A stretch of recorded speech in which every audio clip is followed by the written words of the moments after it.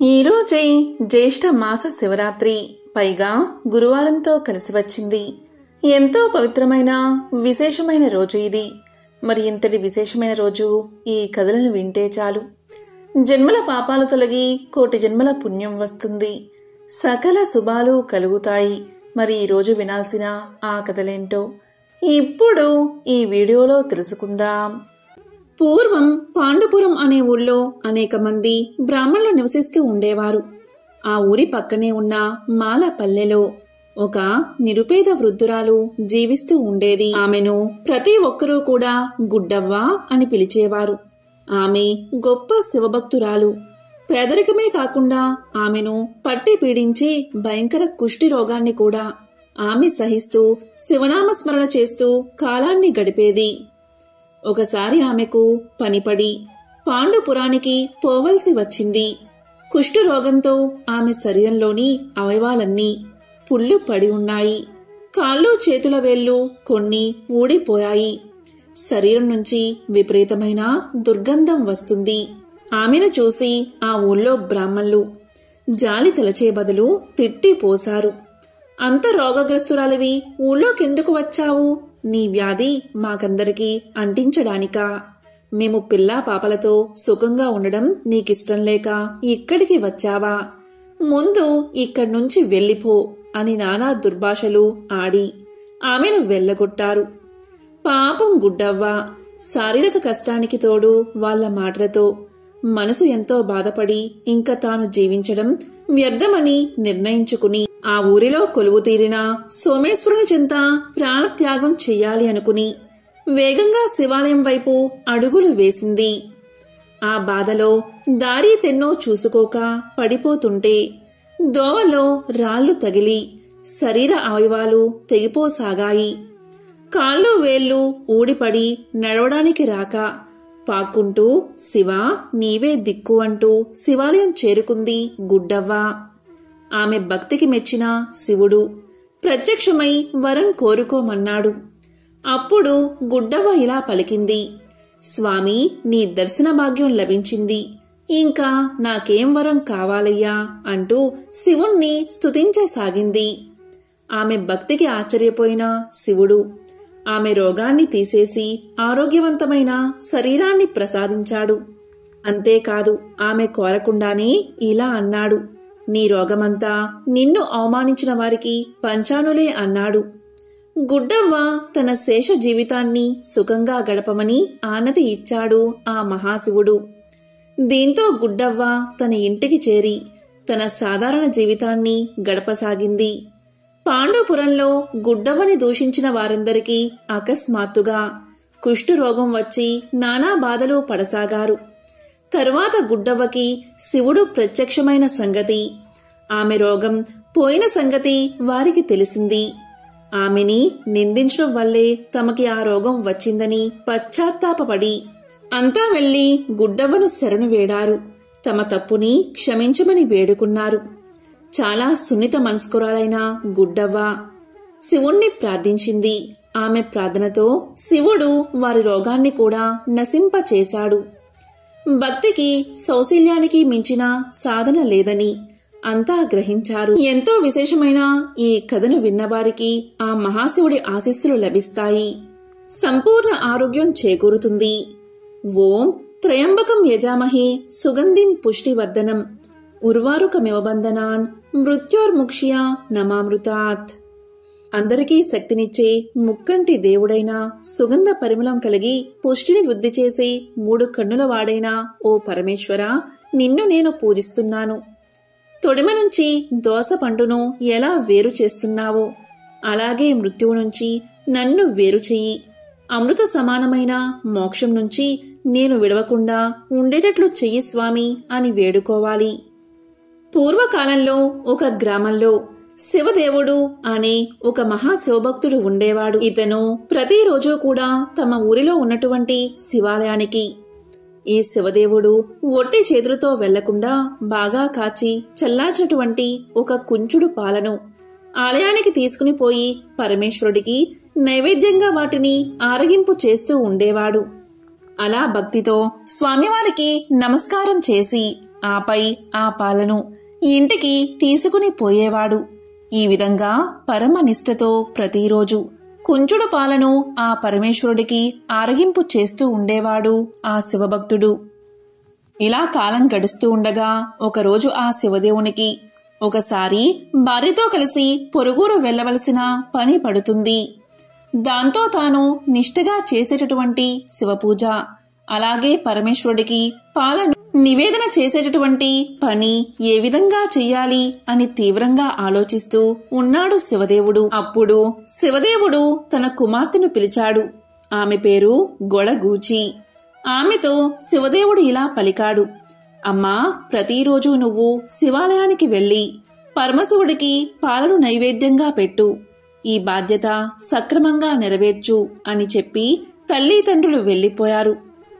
తర్వాత రోజున ఆవు పాలను శుభ్రంగా మరగబెట్టి కుంచెడు పాలను కొలిచి శివాలయానికి సమర్పణగా తీసుకుని వెళ్తుంది గొడగూచి. పాలు ఎవరికీ కనపడకుండా పైన కొంగు కప్పుతుంది. శివాలయానికి ఎదురుగా పాలను పెట్టి పాలను తాగమని శివలింగాన్ని కోరుతుంది. పాలు శివలింగం ముందర పెట్టి అమాయకత్వంతో శివుడు వచ్చి స్వయంగా తానే పాలు తాగుతాడు అనుకుంటుంది ఆ చిన్ని పిల్ల. కాని ఎంతసేపైనా శివుడు ఆ పాలు తాగకపోయేసరికి ఎంతో బాధపడుతుంది. పాలు తాగమని శివుణ్ణి ప్రార్థిస్తుంది. ఎంత ప్రార్థించినా సరే శివుడు పాలు తాగకపోయేసరికి ఎందుకు తాగడం లేదని ఎన్నో కారణాలను ఆలోచిస్తుంది. ముక్త భక్తితో గొడగూచి శివుణ్ణి ప్రశ్నలు అడగడం ప్రారంభిస్తుంది. ఏమైంది? ఎందుకు పాలు తాగడం లేదు? చిన్నపిల్లను నేను. పాలు తెచ్చానని తాగడం లేదా? నీవు ఇప్పుడు పాలు తాగు. నీకు కావాలంటే గుజ్జు భోగిరపు పాలను తెచ్చిస్తాను అని కోరింది. అయినా శివుడు పాలు తాగలేదు. మళ్ళీ ఆమె ఇలా పలికింది, ఎందుకు పాలు తాగడం లేదు? పాలు వేడిగా ఉన్నాయా? కమ్మని వాసన రావడం లేదా? పాలు శుభ్రంగా లేవా? ఏమైనా పాలు విరిగిపోయాయా? పాలల్లో నుంచి ఏమైనా వాసన వస్తుందా?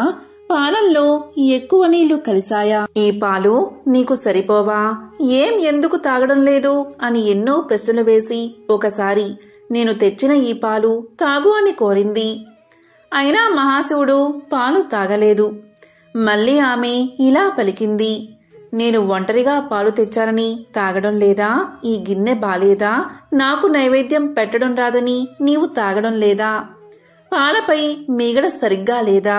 ఈ పాల మీద వేరే ఎవరైనా దృష్టి పడిందని నీవు తాగడం లేదా? ఊరికే ఏ కారణం లేకుండా ఎందుకు తాగడం లేదు అని వివిధ ప్రశ్నలతో గొడగూచి తన మనసులో ఆలోచించి శివుడితో మాట్లాడింది.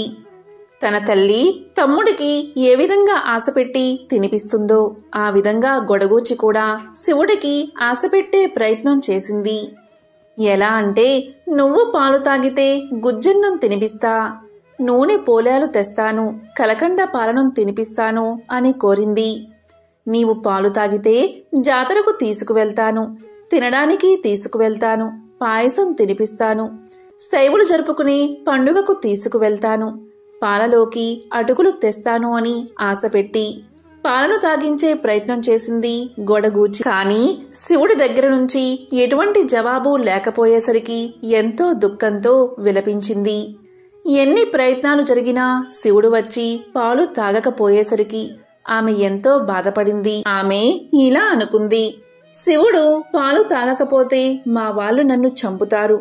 వాళ్ల చేతిలో నేను చావడం కంటే శివుడి ముందే మరణిస్తాను అనుకుని శివలింగానికి తల ఆనించి ప్రాణాలను విడిచిపెట్టడానికి సిద్ధమైంది. ఆమె చేష్టలు ఆమె ముక్త స్వభావానికి ప్రతీక. ఇది గమనించిన శివుడు పాలు తాగాడు. దాన్ని చూసిన గొడగూచి ఆ మహాశివుడితో ఇలా పలికింది, నేను చిన్న పిల్లను అని మరీ ఇంత ఏడిపిస్తావా? మా అన్నకు చెబుతాను ఉండు అని బెదిరించి పూర్తిగా చిన్నపిల్ల మనస్తత్వాన్ని నిరూపించుకుంది. ఇలా ప్రతిరోజు శివుడికి పాలు ఇచ్చి ఇంటికి తిరిగి వెళ్తూ ఉండేది ఆ గొడగూచి. ఒకానొక సమయంలో ఊరి నుంచి వచ్చిన శివదేవుడు సరిగ్గా గొడగూచి మహాశివుడికి పాలను సమర్పించి ఇంటికి తిరిగి వెళ్తూ ఉండగా తారసపడ్డాడు. ఆమె తన కుమార్తెను చూసి తన కుమార్తె చేతిలో ఉన్న పాల గిన్నెను చూసి, తల్లి, పాలు ఏం చేశావు అని అడిగాడు. అందుకు ఆమె, శివుడే పాలు తాగాడు నాన్నగారు అని సమాధానం చెప్పింది. కాని అతను ఆమె మాటలు నమ్మలేదు. ఏంటి, అబద్ధం చెప్తున్నావా? కన్న తండ్రితో అబద్ధం చెప్పడం సరైన పద్ధతి కాదు. ఎక్కడైనా శివలింగం పాలు తాగుతుందా అని తన కూతుర్ని కసురుకున్నాడు. గొడగూచి మహాశివుడు పాలు తాగిన వ్యవహారమంతా చెబుతుంది. కాని శివదేవుడు ఆ మాటలు నమ్మడు. ఓసే పాపిష్టిదానా, నేను చేసేటటువంటి వ్రతాన్ని నేలపాలు చేశావు కదే అనే ఆగ్రహంతో తన కూతుర్ని అనరాని మాటలు అంటాడు. ఇక ఆమె ఎంత చెప్పినప్పటికీ ఆమె మాటలు నమ్మడు ఆ శివదేవుడు. మర్నాడు ఆమె తన వెంట తన తండ్రిని పరమేశ్వరుడి మందిరానికి తీసుకుని వెళ్తుంది. రోజూ మాదిరిగానే ఆ పాలను మహాశివుడి ముందు పెట్టి ఆరగించవయ్యా అని పిలుస్తూ ఉంటుంది. కాని స్వామి మాత్రం ఉలుకోలేదు, పలకలేదు. అప్పుడు శివదేవుడికి అంతులేని కోపం వస్తుంది. ఓసి, రోజూ కూడా నువ్వే తాగుతూ ఆ శివుడు తాగుతున్నాడు అని చెబుతున్నావా? మరి రోజూ తాగే ఆ మహాశివుడు ఈరోజు ఎందుకు తాగలేదు? కనీసం చూడనైనా ఎందుకు చూడలేదు? కన్న తండ్రిని అబద్ధపు మాటలతో మోసగిస్తావా?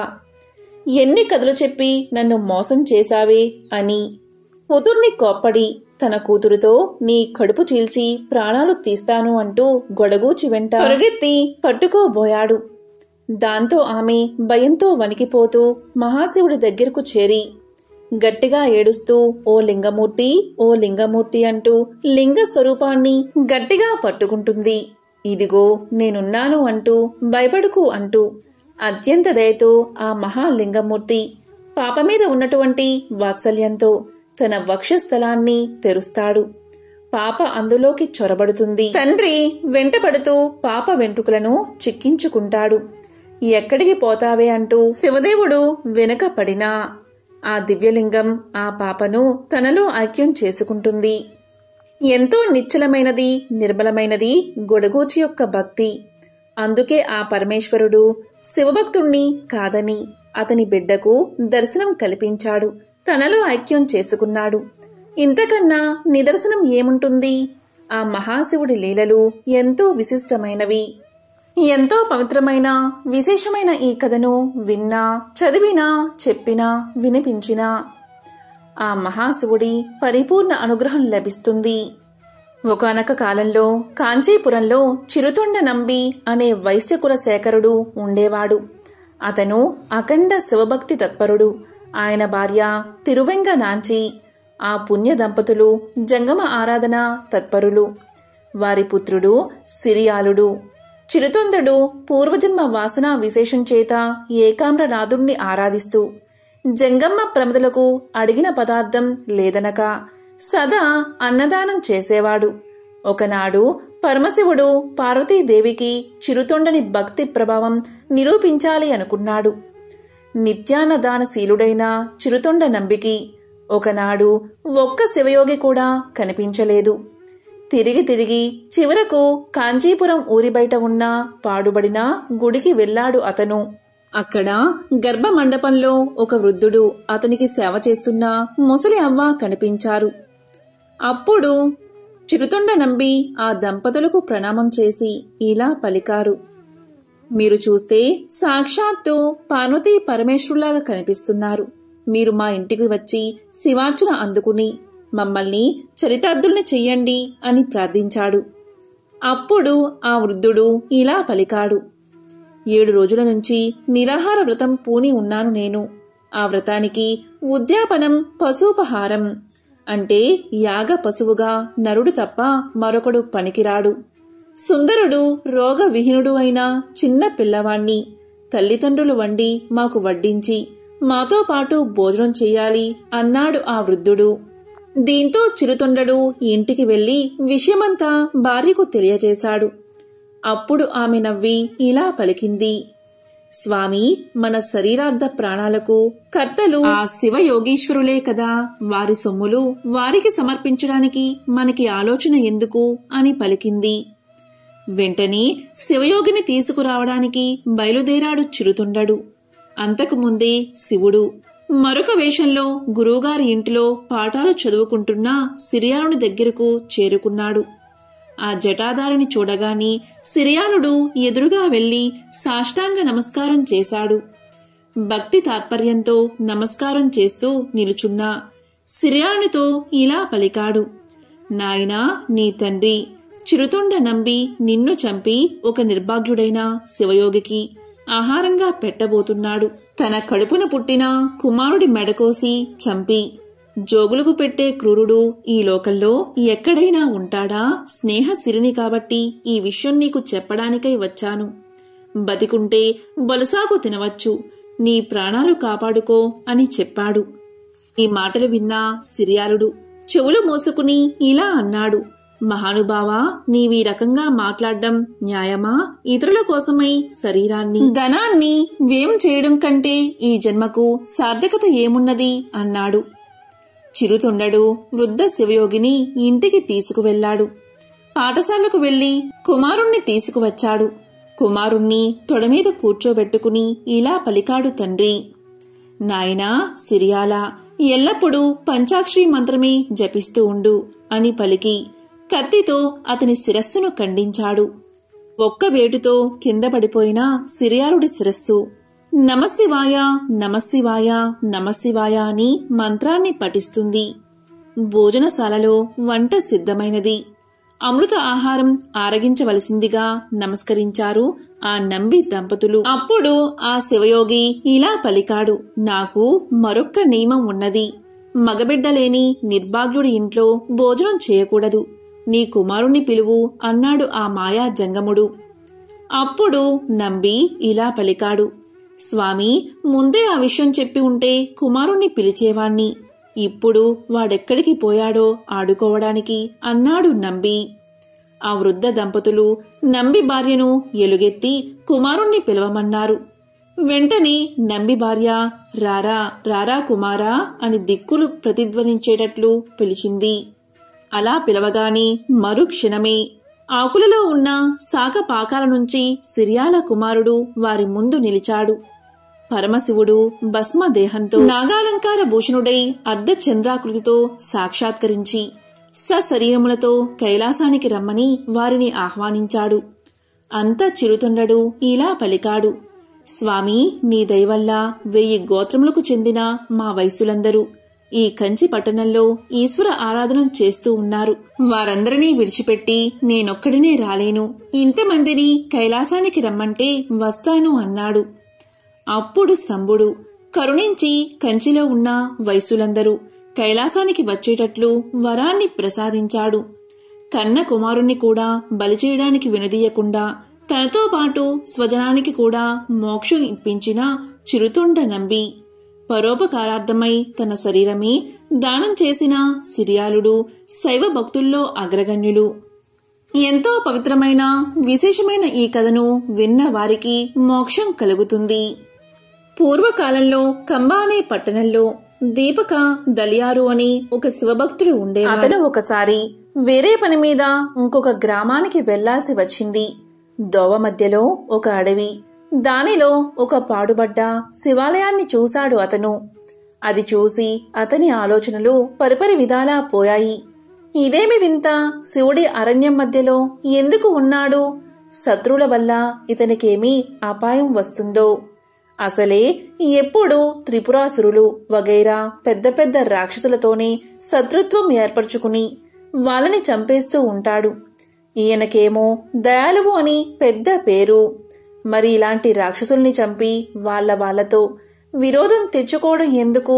రాక్షసులు మహాబలవంతులు, వారితో విరోధం మంచిది కాదు. అటువంటి విరోధులు ఉన్న ఇతడు కారు చీకట్లు కమ్మి ఇలాంటి దట్టమైన అడవిలో ఎవరి సహాయం లేకుండా ఒక్కడూ ఉండవచ్చా? పైగా ఈ గుడి కూడా శిథిలమైపోయినది. గోడలు అస్సలు గట్టిగా లేవు, తలుపులు ద్వారబంధాలు లేవు, చుట్టూ ప్రాకారం కూడా లేదు, పార్వతీదేవి ఉండే చోటు కూడా లేదు. ఇలాంటి పాడుబడిన గుడిలో ఏ పూజా పునస్కారం లేకుండా ఇలా ఉండే అవసరం ఈయనకేం వచ్చింది అనుకున్నాడు. కొంచెం ఆలోచించి, సరే, ఇక్కడ ఒక పెద్ద గోపురంతోనూ చుట్టూ ప్రాకారంతోనూ నేను పట్టుబట్టి ఒక మంచి ఆలయాన్ని నిర్మిస్తాను అనుకుని తిరిగి తన గ్రామానికి పోయి తన ఆస్తినంతా అమ్మి ఆ డబ్బు తీసుకువచ్చి అక్కడ ఒక గొప్ప ప్రాకారం కట్టించి దాని మధ్య ఒక పెద్ద ఆలయం అన్ని హంగులతోనూ నిర్మించి పార్వతీదేవికి కూడా ప్రత్యేకించి ఆలయం నిర్మించాడు. అంతేకాదు అక్కడ పూజలు యథావిధిగా జరపడానికి కావలసిన వారిని నియోగించి వారికి ఇల్లు కట్టించి దుకాణాలు ఏర్పాటు చేసి అన్ని రకాల వృత్తుల వారిని ఏర్పాటు చేసి ఒక ఊరినే నిర్మించాడు. తాను ధర్మకర్తగా ఉండి పూజలు సక్రమంగా జరిపించేవాడు. ఆ విధంగా కొన్నేళ్లు గడిచింది. తరువాత డబ్బులన్నీ అయిపోయి అందరికీ ఇవ్వవలసిన నెల బత్తములకు సకాలంలో ఇవ్వకపోవడంతో ఆలయంలో కొలువుక నియమించబడ్డ వారంతా మానేశారు. ఇక దీపకదలియారు కొన్నాళ్లు ఉన్నంతలో గ్రామస్తుల చేతనే పూజలు నిర్వహించేలా చేశాడు. కొన్నాళ్లకి వాళ్లు కూడా ఇవన్నీ మానుకుని ఊరు విడిచి వెళ్లిపోయారు. అయినా దీపకదలియారు తన పట్టు విడవలేదు. తానే స్వయంగా పూజ చేసేవాడు. కొన్నాళ్లకి పూజా ద్రవ్యాలు లేకపోయినా రాత్రింపగళ్ళు అఖండ జ్యోతి వెలిగేటట్లు చేసేవాడు. కొన్నాళ్లకి దీపానికి కూడా నూనె దొరకడం కష్టమైంది అతనికి. అప్పుడు ఆయన చుట్టుపక్కనున్న చెట్టు కొట్టి తెచ్చి కాలుస్తూ దీపపు కాంతి కలగజేసేవాడు. అవి కూడా అయిపోయాక తాను కట్టించిన ఇళ్ల యొక్క పై కప్పును, దూలాన్ని, వాసములను, ద్వార బంధాలను ఏ చెక్క దొరికితే దానిని తీసుకొచ్చి దీపంలాగా వెలిగించేవాడు. కొన్నాళ్లకి అవి కూడా అయిపోయాయి. తానొక్కడే మిగిలాడు. స్వామి ఆలయంలో దీపం లేదు. అదే అతని బాధ. అప్పుడు అతనికి ఒక ఆలోచన వచ్చింది. తన జుట్టంతా పైకి కట్టుకుని దాని కొనలకు నిప్పు అంటించి అది వెలుగుతూ ఉండగా గుడి చుట్టూ తిరగసాగాడు. వెంట్రుకలు కాలి తలలోని మెదడు అంటుకుని కాలుచుండి వెలుగుతూ ఉన్నా ఆయనకి తెలియక అలాగే తిరగసాగాడు. అప్పుడు ఆ మహాశివుడు ప్రత్యక్షమై ఇలా పలికాడు, నీ భక్తికి మెచ్చాను, వరం కోరుకో అని అనగా ఆ భక్తాగ్రేసరుడు ఇలా పలికాడు, ఓ మహాశివా, నాకేవరమో అక్కర్లేదు. మనమీ అరణ్యంలో ఉండవద్దు. పద పోదాం. ఈ ఆలయంతో సహా కైలాసానికి వెళ్దామన్నాడు. అది విని ఆ మహాశివుడు తన భక్తుడి కోరిక తీర్చడానికి ఆ ఆలయంతో సహా అతన్ని కైలాసానికి తీసుకుపోయాడు. మహాశివుణ్ణి అంతగా ఆరాధించి ఆయన గురించే జీవించి చివరికి వరం కోరుకోమన్నా తన కోసం కాక ఆయన కోసమే అడిగిన దీపకదలియారు కథ వల్ల నిస్వార్థంగా భగవంతుణ్ణి సేవించిన వారికి దక్కని వరాలు ఉండవు అని తెలుస్తుంది. ఎంతో పవిత్రమైన విశేషమైన ఈ కథను విన్నవారికి జన్మజన్మల పాపాలు తొలగి కోటి జన్మల పుణ్యం వస్తుంది. సకల శుభాలు కలుగుతాయి. భగవంతుడి భక్తిలో అనేక విధాల తరించిన వారున్నారు. ప్రియుడిగా ప్రేమించిన వారు, భర్తగా పూజించిన వారు, బిడ్డగా ఆదరించిన వారు, స్నేహితుడిగా అంకితమైన వారు, ఇలా ఎన్నో రకాల భక్తుల గురించి మనకు తెలుసు. అయితే ఒక మహిళ మాతృమూర్తి అయి శివుణ్ణి లాలించిన కథ మీకు తెలుసా? ఆవిడ పేరే బిజ్జ మహాదేవమ్మ. ఆ కథ ఏంటో ఇప్పుడు తెలుసుకుందాం. బిజ్జ మహాదేవమ్మ శివుడికి పరమ భక్తురాలు. ఆవిడ ఆలోచనలు ఎప్పుడూ శివుడి చుట్టూతానే తిరుగుతూ ఉండేవి. ఒకరోజు ఆవిడ ఇలా ఆలోచించసాగింది. శివుడికి భార్య ఉంది, పిల్లలు ఉన్నారు, పరిచరులందరూ ఉన్నారు. కాని తల్లి లేకపోవడానికి కారణం ఏమిటో? తల్లి లేకుండా ఇతను ఎలా పుట్టి ఉంటాడో? లోకంలో అందరూ జన్మించడానికి కారణం తల్లే కదా. అంటే తల్లి ఇతనికి ఉన్నట్లు కనబడదేమిటి? తల్లే ఉంటే ఇతనికి ఇన్ని పాటలు వచ్చేవా? తల్లే ఉంటే ఇతన్ని బిచ్చమెత్తనిచ్చేదా? తానే ఏదో విధంగా బిడ్డను సాకేది కదా. బిడ్డ ఇలా బిచ్చమెత్తుతుంటే ఏ తల్లి చూసి సహిస్తుంది? తల్లే ఉంటే ఇతనికి మంచి మంచి వస్త్రాలు కట్టబెట్టేది కాని ఇలా తోలు ధరించనిచ్చేదా? తన బిడ్డడు వల్లకాటిలో ఉండి బూడిద పూసుకుని తిరుగుతూ ఉంటే చూస్తూ ఊరుకునేదా? పైగా విషం తాగేటప్పుడు అడ్డుపడకుండా ఉంటుందా? పాపం, ఇతనికి ముందు తల్లి ఉండి తర్వాత గతించి ఉండవచ్చు. ఆవిడ తల్లి హృదయం ఇంకా చాలా ఆక్రోశించింది. అయ్యో, లోకంలో ఇంతమంది తల్లులు ఉన్నారు కదా, ఎవరైనా ఇతన్ని తమ బిడ్డగా భావించి చేరదీసి మంచి చెడు చెప్పొచ్చు కదా, ఇలాంటి పనులు చేయకుండా ఆపొచ్చు కదా అని అనుకుని, పోనీ ఇవాల్టి నుంచి ఎవరు చూసినా చూడకపోయినా నేను శివయ్యను నా బిడ్డగా చూసుకుంటాను అని నిశ్చయించుకుంది బిజ్జ మహాదేవమ్మ. శిశుపరిణామం గల ఒక శివలింగాన్ని తీసుకువచ్చి ఆ లింగంతో ఇలా పలికింది, నాయనా, ఇక నుంచి నువ్వు నా బిడ్డవు. నిన్ను ఇప్పుడే కన్నాను. ఇక నుంచి నా కన్నబిడ్డలా అత్యంత ప్రేమతో నిన్ను పెంచుకుంటాను అని ముద్దాడింది. ఆవిడ ఆ చిన్న లింగానికి పిల్లలకు చేసే సకల ఉపచారాలు, స్నానం చేయించడం, పాలు తాగించడం, నిద్రపుచ్చడం అన్నీ చేసింది. పాకే వయసు వచ్చినప్పుడు నా తండ్రి పాకుతున్నాడని ఆ లింగాన్ని ఎత్తుకుని మోకాళ్ళకి చేతులకి అంటుకున్న మట్టిని తుడిచేది. 5 సంవత్సరాల బాలుడయ్యే వరకు ఆ శివుడు కూడా చూడండి భక్తురాలి ముచ్చట తీర్చడానికి ఆవిడ కొడుకులాగే ఆవిడ చేసే ఉపచారాలన్నీ స్వీకరించాడు.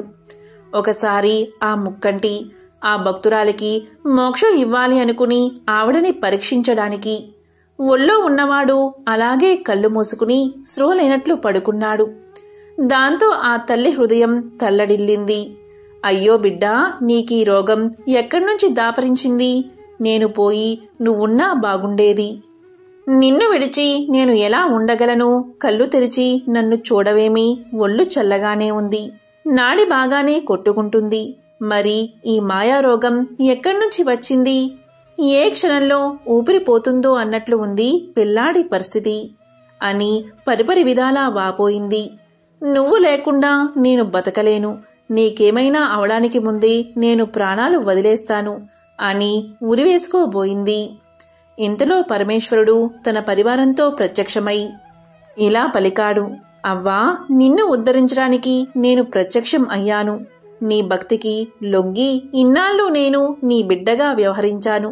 నీకేం వరం కావాలో కోరుకో అన్నాడు. దానికి ఆ అమాయకపు తల్లి తన బిడ్డే ఎదురుగుండా ఉండి మాట్లాడుతున్నాడు అనుకుని, నా తండ్రి, నాకే వరమూ అక్కర్లేదు. నీకే రోగమూ లేకుండా చిరంజీవివై నా కళ్ళ ఎదుట కలకలాడుతూ లోకోద్ధరణ చేయడమే నాకు కావాలి అంది. అప్పుడు ఆ సాంబశివుడు చిరునవ్వు నవ్వుతూ ఇలా పలికాడు, అవ్వా, నువ్వు తల్లివై నన్ను సంరక్షిస్తూ ఉండగా నాకు జబ్బేమి ఉంటుంది? నాకే అస్వస్థత లేదు. నువ్వేమీ అలాంటి అనుమానం పెట్టుకోవద్దు. నువ్వు కోరినట్లు నేను సదా నీ కళ్ళ ఎదుట కనబడుతూ ఉంటాను. నువ్వింక కొంతకాలం భూలోకంలో ఉండి తర్వాత కైలాసానికి వస్తావు అని వరాన్ని ఇచ్చి అంతర్ధానమయ్యాడు. చూసారా బిజ్జ మహాదేవమ్మ తల్లి ప్రేమ. ఆవిడకి తర్వాత కాలంలో కైలాసం ప్రాప్తించింది. ఎంతో విశేషమైన ఈ కథను విన్నవారికి కైలాస ప్రాప్తి కలుగుతుంది. పూర్వకాలంలో వైజకవ్వ అనే గొప్ప శివభక్తురాలు ఉండేది. ఆవిడ భర్త జైనుల్ని ఆశ్రయించి వారి మతాన్ని అవలంబించి వారితో కలిసిమెలిసి తిరుగుతూ ఉండేవాడు. భర్త జైనుల్లో కలిసిన వైజకవ్వ మాత్రం శివభక్తిని విడవలేదు. ఒకసారి వైజకవ్వ భర్త జైనులకి విందు చేయ సంకల్పించి ఇంట్లో ఆమె చేత రుచికరమైన వంటలన్నీ తయారు చేయించి తాను జైనులను తీసుకురావడానికి వెళ్లాడు. వైజకవ్వ శివభక్తురాలు కదా, ఆవిడకి తానింత కష్టపడి చేసిన వంటలు శివభక్తులు కాకుండా ఎవరో వచ్చి తినిపోవడం నచ్చలేదు. వారు వచ్చే లోపల ఒక్క శివభక్తుడికైనా తాను తయారు చేసిన భోజన పదార్థాలు ముందు పెట్టి తరువాత జైనులకు పెట్టాలని నిశ్చయించుకుని శివుణ్ణి ప్రార్థించి ఇంటి బయటకు వచ్చి వెతకసాగింది. భక్తుల కోరికలు తీర్చే ఆ పరమేశ్వరుడు తన భక్తురాలి కోరిక తీర్చడానికి ఒక ముని వేషంలో సదాశివ స్మరణ చేస్తూ అక్కడికి వచ్చాడు. అతన్ని చూసిన వైజకవ్వ అతనికి నమస్కారం చేసి ఇలా పలికింది, స్వామి, నా భర్త జైనులకు విందు చేయ సంకల్పించి వారిని తీసుకురావడానికి వెళ్లాడు. శివభక్తురాల్ని అయినా నేను ఒక్క శివభక్తుడికైనా ముందు భోజనం పెట్టాలి అనుకున్నాను. నా భర్త వచ్చే లోపల మీరు భిక్ష తీసుకుందురు గాని అందుకు లోపలికి రండి అని పిలుచుకుని వెళ్లి అతనికి సాదరంగా భోజనం వడ్డించింది. అతను కూడా భోజనం చేయడం మొదలుపెట్టి జైనులందరి కోసం వండిన పదార్థాలన్నీ ఒక్క నిమిషంలోనే తానొక్కడే పూర్తిగా తిని అదృశ్యమయ్యాడు. ముని రూపంలో ఉన్న సదాశివుణ్ణి ఇంటికి రాగానే చూసిన వైజకవ్వ భర్త. అతను మళ్లీ కనిపించకపోయేసరికి వైజకవ్వ వేరే మతాన్ని అనుసరించడమే కాక ఎవరినో తీసుకొచ్చి తనకి నమ్మకద్రోహం చేస్తుంది అనే చెడు ఆలోచనతో ఆమెను నానా దుర్భాషలు ఆడసాగాడు. ఎంతో కష్టపడి జైనల కోసం తెచ్చిన ఆహార పదార్థాలన్నీ ఒక్క మునికి పెట్టడం అతనికి చాలా కోపం కలిగించింది. దాంతో అతను ఆమెని కొప్పు పట్టుకుని ఈడుస్తూ, కాళ్లతో తన్నుతూ, నేలమీద ఈడుస్తూ, తిడుతూ రోడ్ల మీద తిప్పసాగాడు. ఆమె శరీరం నుంచి రక్తం దారలుగా కారసాగింది. ఆ మహాసాధ్వి మాత్రం కొంచెమైనా భయపడక, బాధపడక భర్త పెడుతున్న బాధలన్నీ సహిస్తూ, పార్వతీసా, శంభో శంకర, భక్త పరిపాలక, నీ భక్తురాలిని కాపాడే భారం నీదే అని ధ్యానించసాగింది. అప్పుడు దయాళువైన ఆ మహేశ్వరుడు ఒక బాలుడి రూపంలో వచ్చి ఆమె భర్త కొట్టి దెబ్బలు ఆమెకు తగలకుండా చేతులు అడ్డు పెడుతూ ఆ జన సమర్థములో వారితో పాటు నడవసాగాడు. కోపగించిన ఆమె భర్త ఆ బాలుణ్ణి కూడా కొట్టగా చిత్రంగా ఆ దెబ్బలు అతనికి తగలకుండా అక్కడ ఉన్న రాజభటులకు తగిలి వారు అక్కడ్నుంచి పారిపోయారు. ఇదంతా చూస్తున్న ఒక జైన భక్తుడు వైజకవ్వ భర్తను ఆపి ఇలా పలికాడు. ఆమె గొప్ప భక్తురాలు, అందుకే నువ్వు కొట్టే దెబ్బలు ఆమెకు తగలడం లేదు. అనుమానంతో ఎందుకు ఆమెను బాధపడతావు? నీకు ఇష్టం లేకపోతే ఆమె ఇష్టం వచ్చినట్లు వెళ్ళనివ్వు, కాని ఇలా బాధించుకు అని నచ్చ చెప్పాడు. వైజకవ్వని కూడా సముదాయించాడు. అమ్మా, నీ మగడు నిన్ను అంగీకరించకపోతే నీ ఇష్టం వచ్చిన చోటికి వెళ్ళిపో అని ఆమెని భర్త నుంచి విడిపించాడు. దీంతో వైజకవ్వ ఇలా పలికింది. ఈ రాత్రివేళ ఎక్కడికి వెళ్తాను అని ఆలోచిస్తూ నడుస్తూ ఉండగా ఒక జైన దేవాలయం కనబడింది. ఆ చీకటిలో దాన్ని శివాలయంగా భావించి లోపలికి వెళ్లి దుఃఖం ఆగక ఒక జైన శిల్పాన్ని శివలింగం అనుకుని కౌగలించుకుని తన దుఃఖాన్ని చెప్పింది.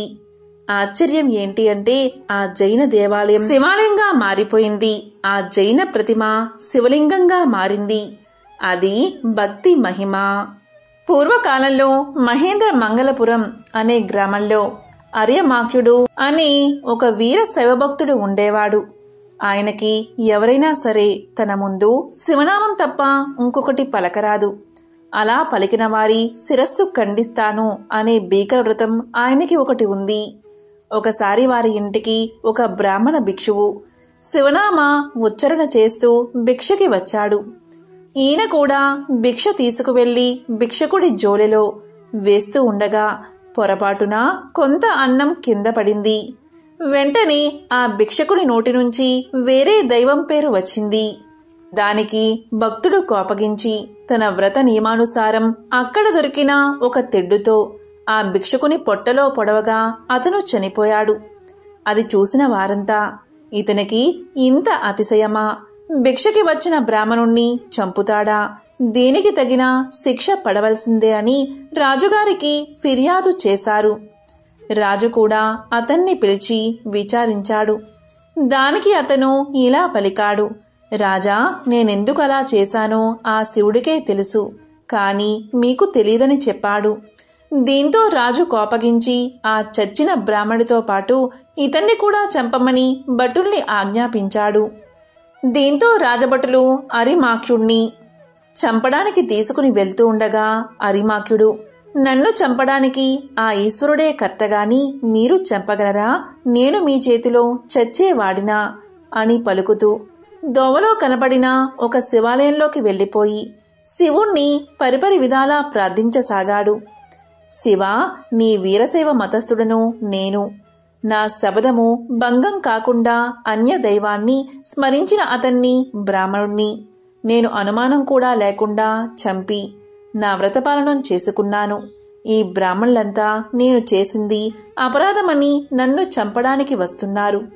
నువ్వే నన్ను కాపాడాలి, నువ్వే శరణు అని ప్రార్థిస్తూ ఉండగా శివుని ఉదరము విచ్చుకుని శివుడి పలుకులు వినిపించాయి. మహాశివుడు ఇలా పలికాడు.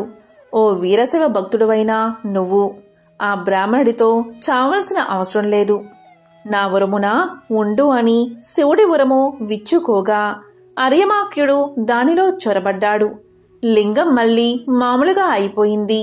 అర్యమాఖ్యుని ఉత్తరీయము లింగం పైన శివుడి ఆభరణాల మీద కప్పబడి ఉంది. రాజభటులు ఎంత వెతికినా అతన్ని కనుగొనలేక వెళ్లి రాజుకా విషయం చెప్పారు. ఈ విధంగా ఆ మహాశివుడు అర్యమాఖ్యుణ్ణి తనలో లీనం చేసుకున్నాడు. ఇది ఎంతో విశేషమైన ఒక శివభక్తుని కదా. పూర్వకాలంలో గరయూరు అనే గ్రామంలో ఇరువత్తు అని ఒక శివభక్తుడు ఉండేవాడు. అతను సర్వసంగ పరిత్యాగి, జంగమ పూజా తత్పరుడు, ధన బల సంపన్నుడు. అతను ఒక గొప్ప శివవ్రతం చేయడానికి అతనంతటా అతనే సంకల్పించుకున్నాడు. ఆ వ్రతం ఏంటి అంటే, ఏ శివభక్తుడికైనా ఎవరైనా ఎటువంటి అపచారం చేసినా ఆ అపచారం చేసిన వారు ఎవరైనా జంతువైనా మనిషైనా వాళ్ళని చంపేయడమే. ఒకసారి రాజుగారి పట్టపు ఏనుగు కట్లు వదిలించుకుని భయపడి మావటివారు అదిలిస్తున్నా లొంగక ఎదురుపడ్డ జంతువులను మనుషుల్లో విసిరివేస్తూ ఆ పురాన్నంతా చిందరవందరగా చెయ్యసాగింది. ఆ ఊరిలో ఒక శివభక్తుడు శివపూజ కోసం పొద్దున్నే లేచి తోటలో సజ్జనిండా పూలు కోసుకుని ఇంటికి వెళ్తూ ఉండగా ఆ ఏనుగుకు ఎదురుపడ్డాడు. ఆ ఏనుగు అతన్ని తన తొండంతో ఎత్తి తన దంతాల మధ్య వేలాడునట్లు వేసుకుంది. ఆ ఏనుగు దంతమొకటి గుచ్చుకుని అతనికి విపరీతంగా రక్తం కారి ప్రాణావసాన సమయంలో శంభో శంకర మృత్యుంజయ, మృత్యుముఖాన ఉన్న నన్ను ఉద్ధరించు అని దీనంగా వేడుకున్నాడు. ఆ రోదన విన్న ఇరువత్తు ఎవరో భక్తుడికి ఏదో ఆపద వచ్చినట్టుంది, వెళ్లి చూద్దామని బయటకు వచ్చి చూశాడు. ఏనుగు కొరల మధ్య చిక్కుకుని తప్పించుకునే దోవలేక అంతిమ దశలో ఉన్నాడా అన్నట్లున్న ఆ భక్తుణ్ణి చూశాడు. వెంటనే ఇరువత్తు కొంచెం కూడా ఆలస్యం చేయకుండా తన వ్రత నియమాన్ని పాటించి ఆ ఏనుగు తొండాన్ని తన చేతిలోకి తీసుకుని లాగి మెడవంచి దానిపై ఉన్న మావటిని ఒక్క దెబ్బతో చంపాడు. మరొక గుద్దుతో ఆ మత్తేబం కుంభస్థలంపై గుద్ది దాన్ని పడేశాడు. కొమ్ముల నడుమ ఇరుక్కున్న ఆ భక్తుణ్ణి రక్షించి అతనికి సపర్యలు చేయసాగాడు. దీంతో రాజభటులు పట్టపు ఏనుగు విధ్వంసాన్ని, ఇరువత్తు దాన్ని చంపడాన్ని రాజుగారికి తెలియచేశారు. వెంటనే రాజు ఆ స్థలానికి వచ్చి ఇరువత్తుకు సాష్టాంగ నమస్కారం చేసి ఇలా పలికారు: స్వామి, నా పట్టపు ఏనుగు భక్తుని పట్ల చేసిన అపచారం నాది కాని దానిది కాదు. మృత్యులు చేసిన దోషాలకు రాజు శిక్షార్హుడు. జంతువైన ఆ ఏనుగుకి ఏం తెలుసు? దాన్ని లొంగదీసుకోలేని నాది తప్పు. ఈ భక్తుడు ప్రాణాపాయ స్థితిలో ఉన్నాడు. ఇతను బతుకుతాడో లేదో కూడా తెలియదు. భక్తుడు ఈ స్థితిలో ఉండగా నేను బతికి ఉండడం నా తప్పు. నన్ను అంతం చెయ్యండి. మీరలా చెయ్యకపోతే నా శిరస్సు నేనే ఖండించుకుంటాను అని గండ్ర కత్తెరతో తన తలను కత్తిరించుకోబోతూ ఉండగా సాక్షాత్తు ఆ పరమశివుడు తన పరివారంతో సాక్షాత్కరించి రాజు భక్తికి మెచ్చుకుని నీ భక్తి సాహసాలకి నేను ఎంతగానో సంతోషించాను అని ఇరువత్తు వంక చూసి నీ ప్రతినకు రాజభక్తి సాహసాలకు నేను సంతోషించాను. నువ్వు రాజు కావలసిన వరాలు కోరుకోండి అన్నాడు మహాశివుడు. ఇరువత్తు అంతకుముందే చచ్చిన ఏనుగును మావటివాణ్ణి బతికించమని, ఆ భక్తుడికి ఆరోగ్యాన్ని ప్రసాదించమని కోరాడు. ఇరువత్తుగాని రాజుగాని తమ కోసం ఏ కోరికలు కోరలేదు. భగవంతుడు వారికి సద్యో మోక్షమిచ్చి మీరీ లోకంలో సుఖంగా బతికి తరువాత నా లోకానికి వచ్చి నా గణములో చేరతారని వరాన్ని ఇచ్చి అంతర్ధానమయ్యాడు. శివుణ్ణి ప్రసన్నం చేసుకోవడం తేలిక, అందుకే భక్తవ శంకర అని ఆయన్ని పిలుస్తారు. ఎంతో పవిత్రమైన విశేషమైన ఈ రోజు ఈ కథలను విన్నా, చదివినా, చెప్పినా, వినిపించినా జన్మల పాపాలు తొలగి కోటి జన్మల పుణ్యం వస్తుంది. సకల శుభాలు కలుగుతాయి. ఓం నమః శివాయ. ఓం నమో నారాయణాయ.